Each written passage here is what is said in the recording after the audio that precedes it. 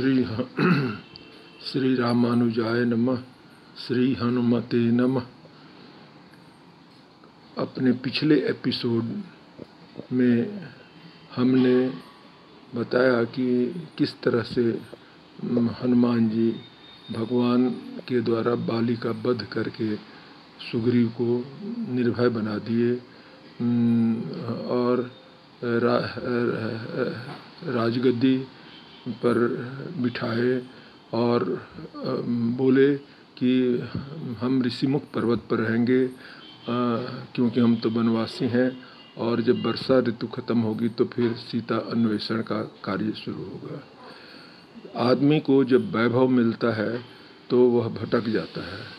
यही हाल हुई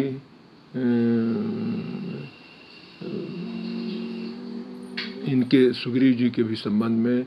ये ऐसे आराम में डूब गए, लेकिन इनके सलाहकार चूँकि हनुमान जी थे इसलिए वे सतर्क थे। 3 महीने का अवधि खत्म हो गया और ये नहीं आए तो हनुमान जी अंगद से कहे कि बुलावा सबको दे दो और भगवान बिगड़ गए कि 3 महीना हुआ नहीं आया, लक्ष्मण देखो उसको ठीक करना होगा। जिस बाण से बाली को मारे हैं उसी बाण से इसको भी समाप्त करेंगे। तब तक हनुमान जी सब कुछ शांत कर दिए और कहा कि नहीं, भेजा हुआ है, सब लोग एकत्रित हो रहे हैं और किसी तरह से भगवान को शांत किए। यही गुड एडवाइजर या एम्बेसडर का काम होता है जो कि हनुमान जी ने किया। कविता भी है कि दुख में सुमिरन सब करे, सुख में करे न कोई, जो सुख में सुमिरन करे तो दुख काहे को हो। महाभारत में द्रौपदी भी कहती है कि सुख के माथे सील पड़े, जो नाम रटन को जाए, बलिहारी दुख है जो पल पल नाम रटाए। तो भगवान बोले और इस तरह से उचित सलाह दे के दोनों के संबंधों को बरकरार रखने में हनुमान जी का हाथ है और इसलिए इनको गुड एम्बेसडर कहा जाता है।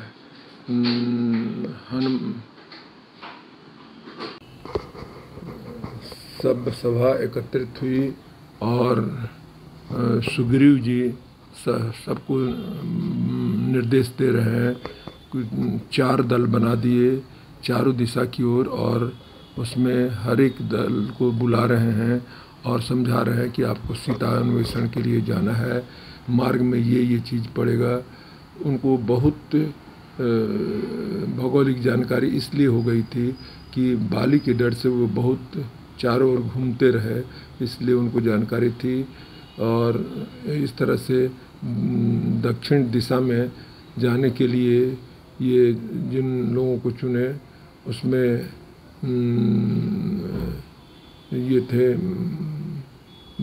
अंगद जी थे, जामवंत जी थे, नल नील थे, हनुमान जी थे, ये लोग थे। जब वहाँ जमावड़ा हुआ तो सब लोग भगवान को प्रणाम करने के लिए नज़दीक जा रहे थे। हनुमान जी दूर से ही प्रणाम किए, इसलिए जाने के पहले हनुमान जी को भगवान निकट बुलाए और उनको एक मुद्रिका अंगूठी दिए और इस तरह से यात्रा सीता अन्वेषण के लिए शुरू होता है। जामवंत जी के नेतृत्व में लोग चले, काफ़ी चलने के बाद से थक गए और प्यास लगी कस के। सब ने कहा कि हनुमान जी से पूछा गया तो हनुमान जी बताए कि उधर चिड़िया वो आकाश में उड़ रही है, हो सकता है कि पोखरा हो। गए लोग तो एक कंदरा मिला और कंदरा के भीतर घुसे लोग तो बहुत अच्छा तालाब, अच्छा पानी और पेड़ से लदे बगीचे और एक महल मिला। ये लोग बैठ गए। थोड़ी देर के बाद से उसमें से एक अति सुंदरी निकली और पूछी कि आप लोग कहाँ जा रहे हैं, तो ये लोग सब बताए कि सीता के अन्वेषण में हम लोग जा रहे हैं। कहे कि पानी पीजिए, नहाइए और फल फूल खाइए, उसके बाद से मैं आती हूँ, आप लोगों को कुछ ये कराऊंगी, योग कराऊंगी। और उसके अनुसार वो आई और कही कि सब आप आँख मूंदिए। आँख मूंदे लोग आँख जब खोलते हैं तो देखते हैं कि समुद्र के किनारे पहुँचे हुए हैं, समुद्र लहरा रहा है इस तरह से। और एक पक्षी जटायु के समान ही बैठा हुआ है। पक्षी ने देखा तो कहा कि अरे हमारे खाने के लिए भगवान बहुत भेज दिए हैं। इस पर इधर से लोग, इसी में से दल के लोग कहे, देखिए एक जटायु था जो राम जी के लिए कितना किया और ये कहता है खाने के लिए। जटायु का नाम सुना तो कहा कि जटायु तो मेरा भाई था, हम लोग दोनों आदमी सूर्य लोक की ओर जा रहे थे, वो तो लौट आया, लेकिन हम आगे गए तो पंख जल गया और गिरे हुए हैं। सो जटायु को ऐसा ऐसा हो गया, हमको ले चलिए, थोड़ा सा हम तिलांजलि दे दें। सब कोई ले गया, तिलांजलि देने के साथ ही उसका सब पंख आ गया और कहा कि अच्छा रुकिए हम बताते हैं। चील की दृष्टि बहुत दूर की होती है, आकाश में उड़ा और फिर आके इन लोगों को बताया कि लंका में अशोक वाटिका में सीता जी हैं। अब सवाल था समुद्र पार करने के लिए सब लोग बैठे और मंत्रणा कर रहे हैं। अंगद जी बोलते हैं कि हम तो पहुंच जाएंगे लेकिन लौटने में हमको संदेह है। ये सब करते कराते रहे लोग। अलग हनुमान जी बैठ के अपना भजन कर रहे थे। जामवंत जी ने देखा और जाके जामवंत जी उनको जागृत किए, बोले कि आपका अवतार भगवान के काम के लिए हुआ है और आप चुपचाप बैठे हुए हैं। और जब हनुमान जी जागृत हो गए तो फिर कहे कि हमको क्या करना है, लंका को ख़त्म कर देना है, लंका को चूर चार कर देना है कि रावण को पकड़ के ले आना है। तो जामवंत जी बोले कुछ नहीं करना है, सो जाके सीता का पता लगाना है और आना है। हनुमान जी एक ऊंचाई पर चढ़ते हैं और सबको कहे कि प्रतीक्षा कीजिए आप, और उससे छलांग मारते हैं। बीच में उनकी यात्रा में मैनाक पर्वत आता है सहायता देने के लिए, सुरसा आती है परीक्षा लेने के लिए। सबको वो पार करते हुए एक राक्षसी आती है जिसका जो सबको रोक देती थी, उसको भी मार मुर के आगे बढ़ जाते हैं और लंका में प्रवेश करते हैं। लंका में वो चारों ओर खोजते हैं, चारों ओर अट्टालिका ही है, अट्टालिका ही है। एक घर जो है सो विभिन्न ढंग से बना हुआ है, लगता है किसी भक्त का है। वो गए, सुबह हो गया, सुबह होने पर सीताराम सीताराम कह के वो निकले। ये समझ गए कि ज़रूर कोई भक्त है। फिर ये भी भेष बदल के ब्राह्मण का उनसे पूछे कि आप यहाँ क्या करते हैं, तो ये बताया कि हम भगवान के भक्त हैं और जैसे 32 दांत के बीच में जीभ का स्थान है वही हमारा है। बड़ी ऐसे हम भगवान से चाहते हैं कि भगवान हमको अपना लें, लेकिन हम राक्षस हैं, कैसे अपनाएंगे। आज साधु का रूप में आपका दर्शन हुआ है तो हमको कुछ ये हुआ है। दोनों में लगाव जब हुआ तब हनुमान जी अपना परिचय दिए कि हम राम के दूत हैं और हम आपका परिचय कराएंगे उनसे, हमको सीता जी का बताइए। विभीषण जी ने बताया सीता जी अशोक वाटिका में जाने का ये रास्ता है। और इस तरह से हनुमान जी सीता जी के पास जब पहुँचे उसी समय रावण आया हुआ था और रावण धमका रहा था और कहा कि 1 महीना का समय देते हैं, अगर नहीं राजी होगी तो ज़बरदस्ती हम करेंगे, और चला गया। इसके बाद से सीता जी विलाप करने लगी, अशोक पौधा से मांग रही हैं कि कोई अग्नि का टुकड़ा दे दो, हम अपने को राख कर लेंगे, अब हमको जीने का मन नहीं। उसी समय हनुमान जी मुद्रिका जो ले आए थे सो गिरा दिए। उसको देख के पाके सीता जी हर्षित होती हैं और कहती है कि मुद्रिका तो कोई बना नहीं सकता है, जो ये लाया है वो प्रकट काहे नहीं होता है। हनुमान जी प्रकट हुए और राम जी के बारे में सब बताया कि कितना दुखी हैं और इंतजारी कर रहे हैं। सीता जी ने भी कहा कि हम कुछ गलती किए थे, अब की जाइएगा तो प्रणाम बोलिएगा। और लक्ष्मण जी से भी विशेष कर बोलिए कि हम कुछ उल्टा सुल्टा बोल दिए थे तो हमारा ख्याल करेंगे, अब 1 महीना के अंदर नहीं आएंगे तो हम अपने को ख़त्म कर लेंगे। बहुत बहुत उसके बाद से हनुमान जी कहे कि माता थोड़ा सा खाने का मन कर रहा है, फल फूल लगे हुए हैं, भूख लगी है। तो बोली सीता जी कि यहाँ तो बड़े राक्षस हैं, कहे कि उनका हमको डर नहीं है। और इजाज़त लेके गए, आम खाने लगे, फल फूल खाते थे, कुछ तोड़ के फेंकते थे, एक डाली से दूसरे जाते थे, उसमें डाली टूट जाती थी। रखवारे सब दौड़े, सबको मार के गिरा दिए। अंत में अक्षय कुमार रावण का पुत्र आया, उसको भी ख़त्म कर दिए। ये खबर रावण को जब गई तो मेघनाथ को भेजे। मेघनाथ को भी ये कुछ कर सकते थे, लेकिन अब इन्होंने सोचा कि सीता का तो पता लग गया, कुछ और चीज़ जानकारी हासिल कर लिया जाए। इसके लिए ब्रह्मास्त्र फेंका तो बंध गए और लंका पति रावण से इनको मुलाकात हुई। रावण कहा कि इसका अंग भंग कर दिया जाए। विभीषण जी ने कहा कि दूत का अंग भंग नहीं किया जाता है। तो फिर कहा कि अच्छा पूंछ बहुत इसकी प्यारी है, उसी में कपड़ा और रुई लपेट के घी तेल से डालकर उसमें आग लगा दिया जाएगा तो पता चलेगा कि बंदर लोग इसको रिझाएंगे कि पूंछी गायब है।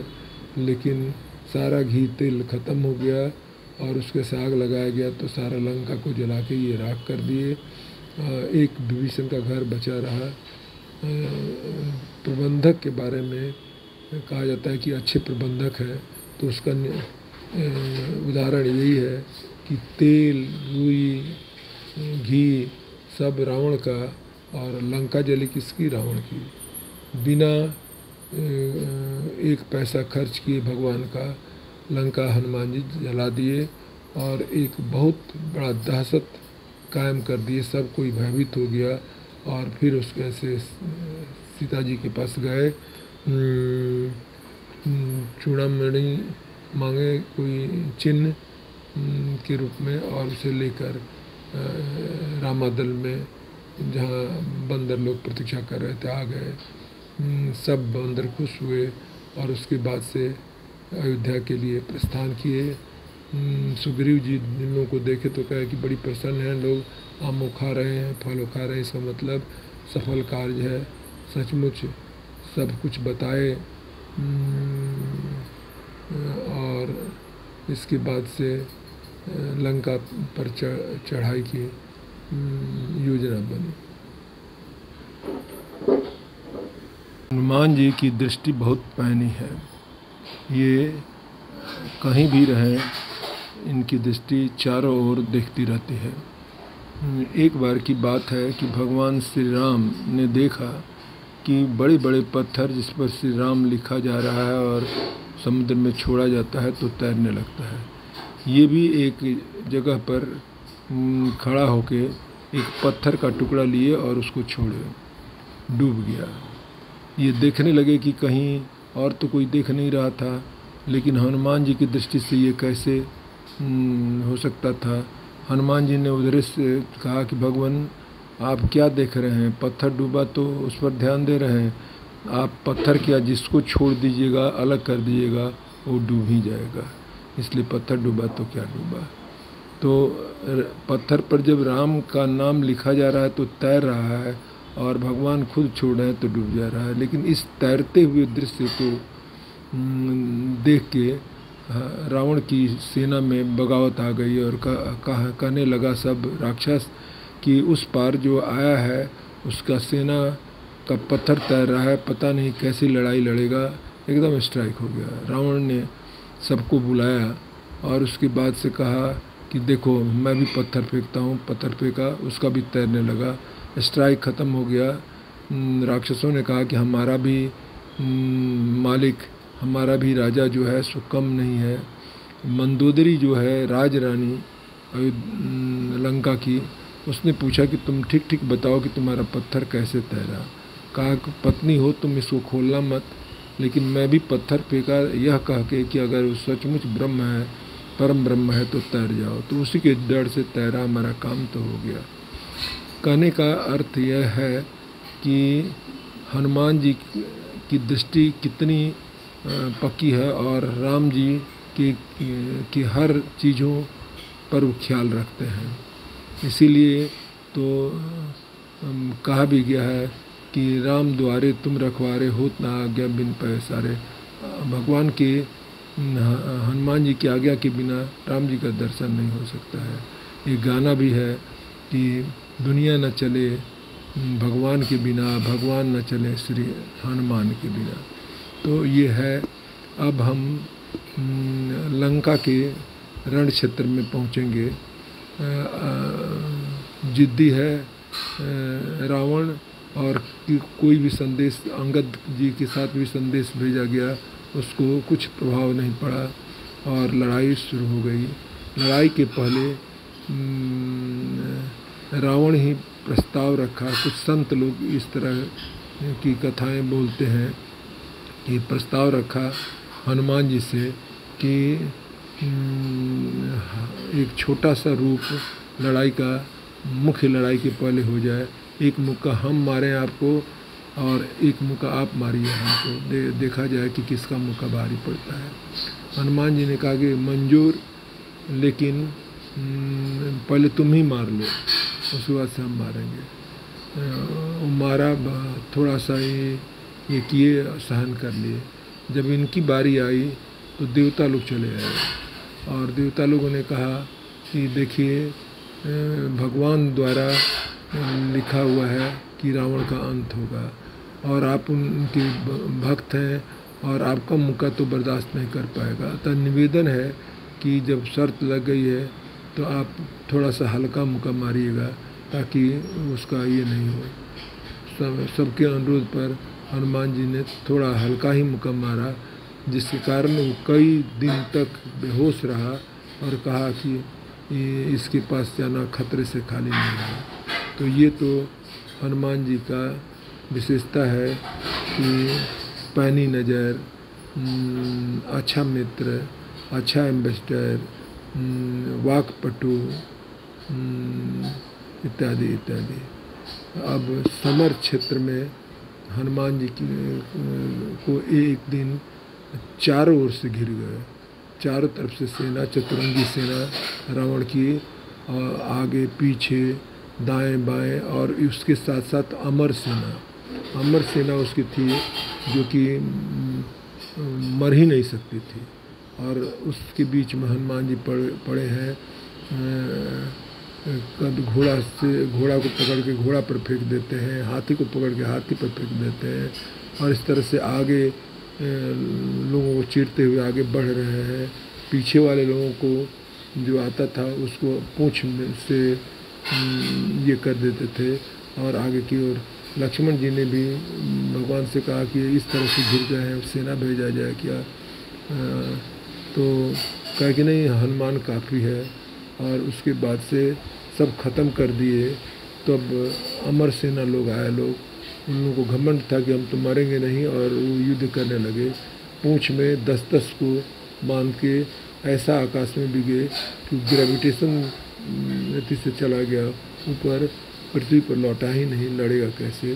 और अंत में उस दिन हनुमान जी का दिन रहा और हनुमान जी से सब भयभीत होने लगे।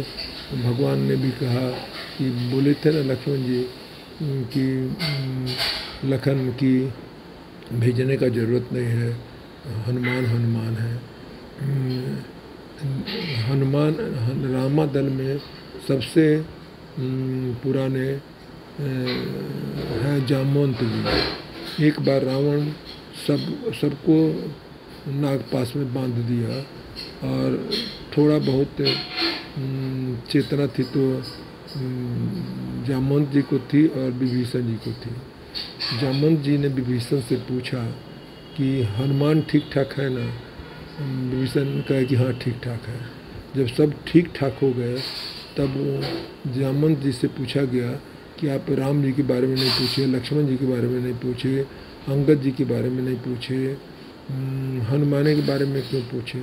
तो जामवंत का सर्टिफिकेट था कि सब कोई घायल हो जाए और हनुमान जिंदा है तो सबको जिंदा कर देगा, लेकिन हनुमान को कुछ हो जाएगा तो कोई नहीं कर सकता है।